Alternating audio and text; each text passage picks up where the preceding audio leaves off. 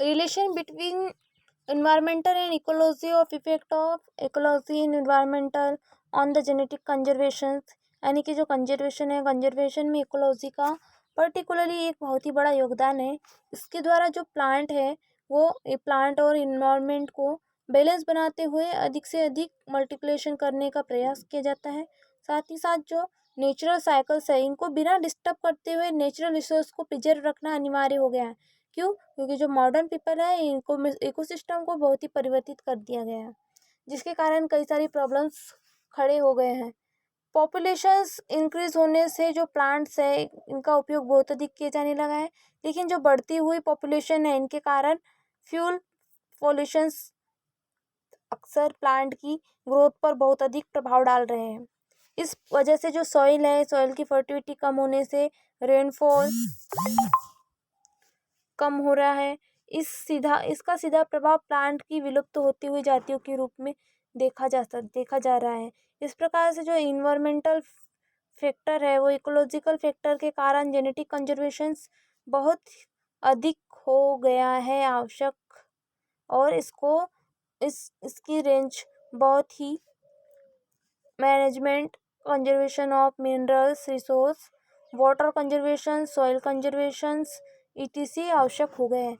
अब हम बात करते हैं इसकी डेफिनेशंस बायोडाइवर्सिटी की।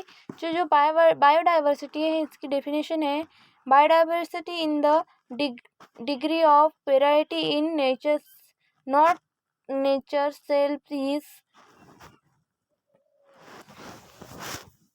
preserve is the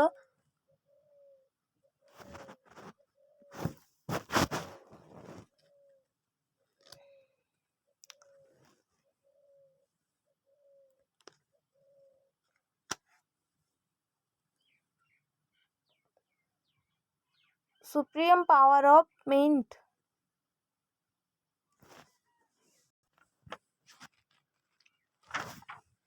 जो बायोडाइवर्सिटी है या जैव विविधता, ये जीव में पाई जाने वाली विविधता को बायोडाइवर्सिटी कहेंगे, यानी कि जैव विविधता कहेंगे। और जैव विविधता के जो जेनेटिक फैक्टर्स है वो किस तरह से इफेक्टिंग करते हैं, जो इसमें इन्वायरमेंटिक फैक्टर आएंगे, और variation of temperatures, disturb rainfall, soil regions, effect of chemical fertilisation and soil fertility और पोल्यूशन, ये फैक्टर्स आते हैं इसमें जो जेनेटिक डाइवर्सिटी को इफेक्ट करने वाले फैक्टर्स हैं। अगर हम बात करें टाइप्स ऑफ डाइवर्सिटी की, टाइप ऑफ डाइवर्सिटी को देखते हैं। जो डाइवर्सिटी है वो रिसोर्सेज का कहीं भी पुनर्निर्माण नहीं किया जा सकता है, और इसका विलुप्तीकरण हमेशा के लिए हो जाता है, क्योंकि जो साइंटिस्ट है इनके पास में ऐसी कोई भी टेक्निक्स नहीं है जिनके द्वारा एक्सट्रैक्ट प्लांट्स को, एनिमल को फिर से डेवलप किया जा सके। इसलिए वे सबसे ज़्यादा आवश्यक है कि कई तरह के प्रोग्राम बनाकर इसका कंजर्वेशन किया जाए, जिसमें इनको विलुप्त होने से बचाया जा सके, क्योंकि बहुत सी जो डेवलपिंग कंट्रीज़ है इनकी इकोनॉमी जो हॉर्टिकल्चर ट्रीज है, animal husbandry, forestry, medicine, agriculture etc पर डिपेंड करती है। टाइप्स में अगर बात करें तो डाइवर्सिटी 3 टाइप्स की देखने को मिलती है हमें। स्पीसीज डाइवर्सिटी, जेनेटिक डाइवर्सिटी और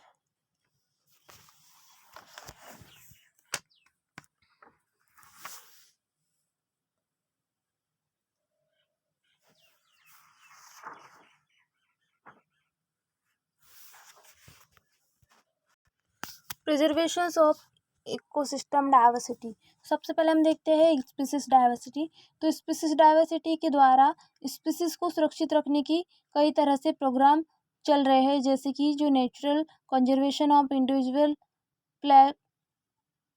प्लेस्ट है, कम्युनिटी है, या लोकल लेवल पर जो प्रिजर्वेशंस है वो कम्युनिटीज किसी भी जीनस की स्पीसीज को उसके मल्टीप्लिकेशन को बढ़कर, उनकी ग्रोथ को बढ़ाकर कंजर्वेशन किया जा सकता है। प्रिजर्वेशन ऑफ इकोसिस्टम डाइवर्सिटी में इस प्रकार में जो नेचुरल इकोसिस्टम है, इसके अंतर्गत जो स्पीसीज है और उसकी पॉपुलेशन है, इनकी आनुवंशिकता को स्थिर रखा जा सकता है। और इन्वायरमेंटल के कारण जो डीएनए है, डीएनए के सीक्वेंस में चेंजेस होने से, अडेप्शंस के द्वारा, म्यूटेशंस के द्वारा, दूसरे फैक्टर्स के कारण वेरिएशन दिखाई देते हैं। और इनको सुरक्षित रखने के लिए कुछ समस्याएं ministry of science and technology के अंतर्गत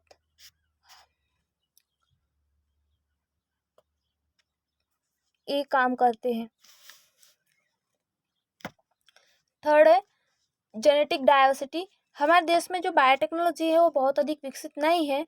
इसी वजह से हमारे देश में बायोडाइवर्सिटी के अधिक होने के बावजूद हमारा देश गरीब है, क्योंकि जो इंडस्ट्रियल कंट्रीज है, इनमें जेनेटिक एंड प्लांट ब्रीडिंग के द्वारा यील्ड को बहुत अधिक बढ़ते हैं, जिसके कारण अधिक से अधिक समूह समृद्ध हो चुके हैं। जेनेटिक डाइवर्सिटी को सुरक्षित रखने के लिए इंडिया में ऐसे मेगा डाइवर्सिटी या 12 देशों में से एक है जहाँ पर रिच जेनेटिक डाइवर्सिटी देखने को मिलती है। यहाँ पर जो इनके प्रमाण है, इनके अनुसार जेनेटिक डाइवर्सिटी का ना तो अध्ययन किया जा सकता है और ना ही उनकी मैच्योरिटी स्टडी में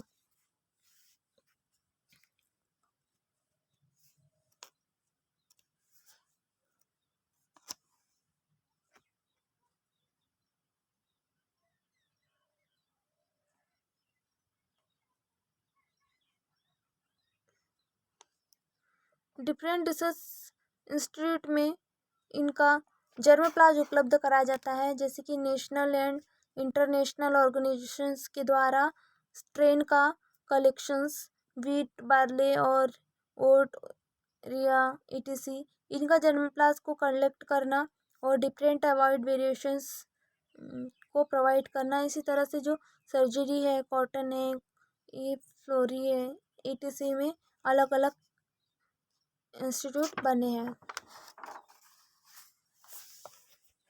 अब हम बात करते हैं technology use in genetic diversity conservations. तो जो जेनेटिक कंजर्वेशन है, इसके लिए सबसे ज़्यादा महत्वपूर्ण है वो उनके टोटल जेनेटिक मटेरियल का प्रिजर्वेशन, जिसे हम जर्मप्लाज कहते हैं। क्योंकि जो जर्मप्लाज है वो जर्मप्लाज टू जनरेशंस कैरेक्टर्स का ट्रांसफ़र इसी के द्वारा पॉसिबल है। सीजनल क्रॉप्स में उगाना, storage of seed bulbs, storage of germplasm in national genes bank, tissue cultures, इन सब कल्चर्स या टिश्यू कल्चर के समान ये जो टेम्परेचर वाले दूसरे नेचुरल प्लांट्स है, इनका कंजर्वेशन करना, जहाँ पर नेचुरल कंडीशन में प्लांट स्पीसीज का कंजर्वेशन जर्मप्लाज्म कंजर्वेशन की जीन मेथड है।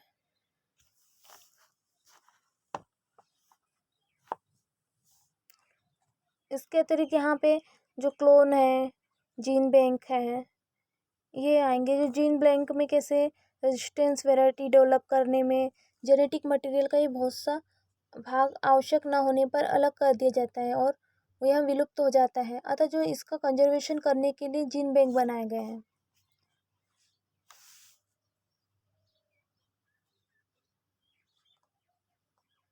ऐसे seed bank method of germplasm method क्या है? जो एक्सप्लांटेशंस है, एक्सचेंज है, ये इसके अंतर्गत आएंगे। जो एक्सप्लारेशंस है, ये क्या होती है? इसमें जर्मप्लाज का स्टोरेज नेचुरल हैबिट के माध्यम से किया जाता है। और एक्सचेंज क्या होता है? इसमें जेनेटिक मटेरियल का एक्सचेंज जो है फ्रेंड्स कंट्रीज के माध्यम से किया जाता है।